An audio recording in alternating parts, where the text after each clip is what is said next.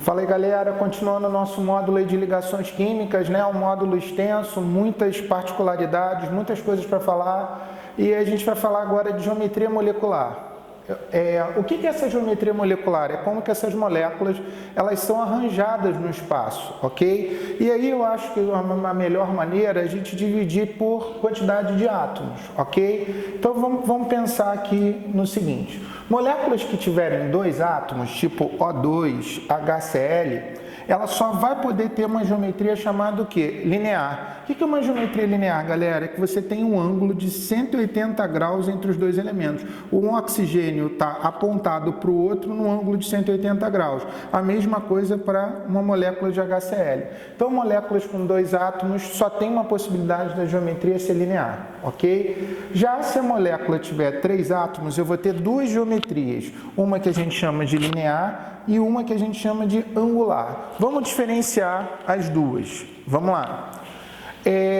Seguinte, eu tenho a molécula de CO2, ok? A molécula de CO2, você tem três átomos.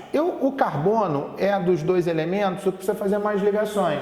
Então, eu vou chamar ele de átomo central, tá? Lembrando que o carbono é do 4A, não é isso, galera? Tem que fazer 4 ligações. E o oxigênio é do 6A, tem que fazer 2 ligações. Então, o que eu vou fazer? Eu vou botar o carbono como átomo central, vou fazer 2 ligações com o oxigênio e 2 ligações com outro oxigênio. Como não vai sobrar par de elétrons no átomo central, você vai ter uma geometria chamada de quê? De linear. Ok? Então, quando não sobrar par de elétrons no átomo central, quando ele usar todos os elétrons dele, você vai ter uma geometria linear. E aí eu tenho o caso da água, que eu tenho oxigênio, lembrando que o oxigênio, era do 6A, tem 6 elétrons, tem que fazer 2 ligações, e o hidrogênio tem que fazer uma ligação só. Aqui vai acontecer o seguinte: o oxigênio vai fazer uma ligação com H, uma ligação com outro H, e vai sobrar 2 pares de elétrons. Quando sobrar par de elétrons, quando eu tiver 3 átomos, eu vou ter uma geometria angular, que seria assim mais ou menos, galera. Olha só, na minha mão está o oxigênio, tá vendo? E os hidrogênios apontados para baixo. Já numa molécula com 3 átomos linear, a minha mão é como se fosse o carbono, tá vendo? Os oxigênios estão em cada ponta. Já na água, você vai ter uma estrutura desse sentido, assim, nessa configuração. Por quê? Porque esse par de elétrons aqui, ele tem que ficar o mais afastado possível do par ligante. E a melhor geometria é a geometria angular, ok? Eu tenho também moléculas com 4 átomos, que elas podem ser trigonais planas ou piramidais. Quando que ela vai ser trigonal plana? É a mesma maneira que a gente fez para linear quando você tem 2 átomos.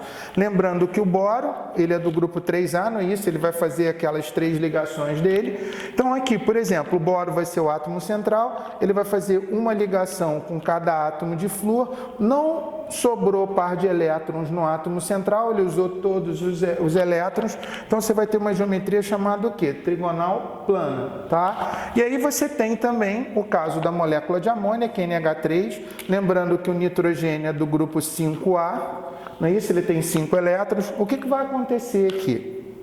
O nitrogênio, ele vai fazer uma ligação com cada hidrogênio e vai sobrar um par de elétrons.